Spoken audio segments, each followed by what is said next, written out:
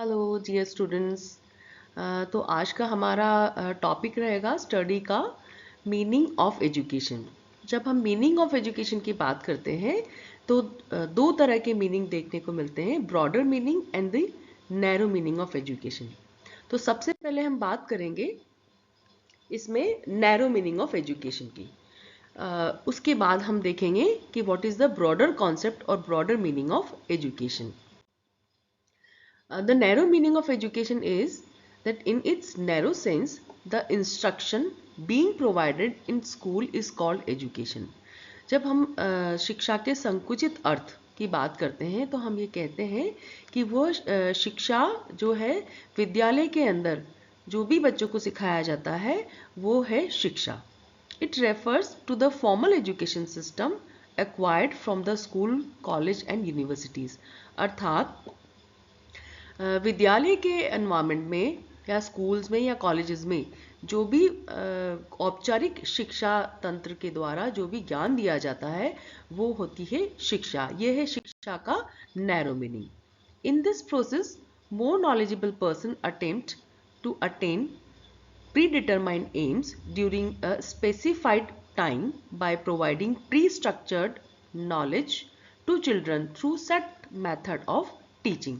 अर्थात narrow meaning जो है शिक्षा का वो ये है कि ये शिक्षा की वो प्रक्रिया है जिसमें मोर नॉलेजेबल पर्सन अर्थात शिक्षक या टीचर एक प्रोवाइडेड समय के अंदर एक प्री स्ट्रक्चर्ड नॉलेज यानी कि पहले से जो निर्धारित ज्ञान है उसको बच्चों को प्रदान करता है एक पर्टिकुलर एक खास टीचिंग मेथड के द्वारा. This instruction aims to achieve the individual development of children entering school. Education in the narrow sense is also regarded as a acquisition of knowledge. तो हम ये कह सकते हैं कि शिक्षा का संकुचित अर्थ है बच्चों को ज्ञान आत्मसात कराना जो कि विद्यालय के अंतर्गत किया जाता है. जब बच्चा विद्यालय में प्रवेश करता है तो उसके व्यक्तित्व के विकास के लिए जो भी प्रणाली या जो भी कार्य किया जाता है वो सब शिक्षा है. According to it, education is a process by which knowledge or information on a subject is acquired. यानी कि शिक्षा वो प्रक्रिया है जिसमें ज्ञान यानी नॉलेज और इंफॉर्मेशन यानी सूचनाएं किसी पर्टिकुलर सब्जेक्ट को लेकर के दी जाती हैं. However, this idea of education has been criticized. इसको क्रिटिसाइज तो होना ही था क्योंकि जो हम नॉलेज विद्यालय में देते हैं किसी पर्टिकुलर सब्जेक्ट की वो नॉलेज पूरी शिक्षा थोड़ी है. वो शिक्षा का पार्ट हो सकता है बट एंटायर एजुकेशन तो नहीं हो सकता क्योंकि बच्चा विद्यालय के बाहर जाकर के भी सीखता है. The acquisition of knowledge is not the only और supreme aim of education yet it is one of the important aim of education. हम ये कह सकते हैं कि विद्यालय में विषय से संबंधित जो भी नॉलेज जो भी ज्ञान और जो इंफॉर्मेशन दी जाती हैं वो शिक्षा है. लेकिन शिक्षा का पूरी तरह से ये अर्थ निकाल लेना कि शिक्षा सिर्फ वही है ऐसा संभव नहीं है. तो अब हम देखेंगे कि शिक्षा का व्यापक अर्थ क्या है जो कि एक्चुअली ठीक भी है.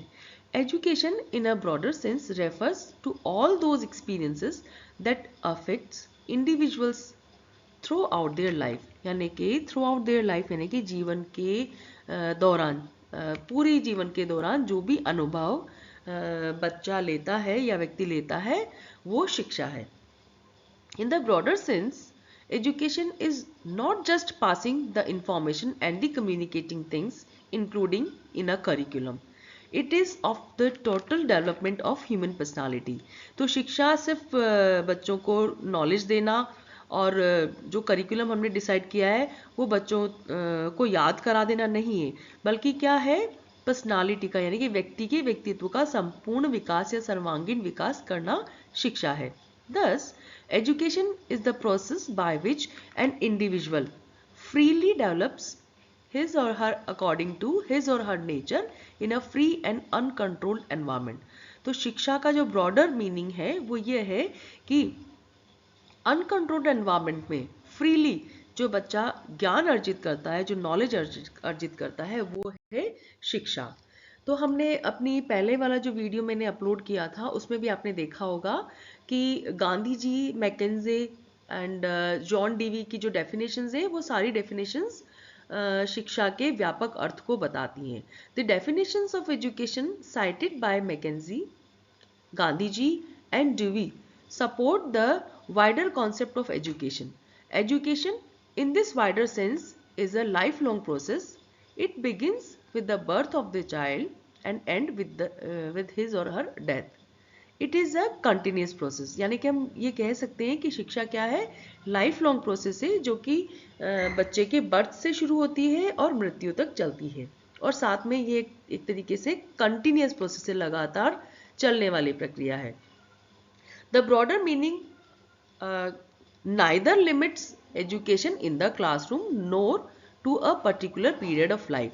तो हम ये कह सकते हैं कि शिक्षा का व्यापक अर्थ ये है जो कि शिक्षा को क्लासरूम तक सीमित नहीं रखता है या एक जो है जीवन का एक खास पीरियड है उस तक सीमित नहीं रखता है, बल्कि क्या है, शिक्षा तो जीवन पर्यंत चलने वाली प्रक्रिया है. आप लोगों ने देखा होगा कि हम स्कूल में पढ़ते हैं, स्कूल में पढ़ने के बाद जब हम अपनी जॉब में आते हैं या हम जब कोई और कार्य करते हैं तो वहाँ भी हम सीख रहे होते हैं.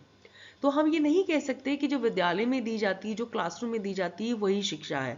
शिक्षा तो वो है जो कि लाइफ लॉन्ग चलने वाली प्रोसेस है. So in the broader sense of or broader meaning of education is all experiences of life that the individuals gain in interaction with family, friends, peers, playmates, environment, club members, social gatherings, culture and festivals, teachers and mentors that help the person to mold their behavior and personality are the wider meaning of education. तो शिक्षा का व्यापक अर्थ क्या हुआ? शिक्षा का व्यापक अर्थ हुआ वो सारे अनुभव जो जीवन पर्यंत बच्चा अपने परिवार से, अपने भाई बहन, दोस्तों से, अपने क्लासमेट से, जो आसपास का एनवायरनमेंट है उससे, जो सोशल गैदरिंग्स होती हैं लाइक कि कुछ फेस्टिवल्स हैं, कुछ कल्चरल प्रोग्राम्स हैं, उनसे, और साथ ही साथ में अपने टीचर्स से, स्कूल के अंदर अपने मेंटर्स से सीखता है और अपने व्यवहार में परिवर्तन लाता है और इससे बच्चे की पर्सनालिटी का डेवलपमेंट होता है. ये है शिक्षा का व्यापक अर्थ. तो आज हमने देखा the narrow meaning of education as well as the broader meaning of education.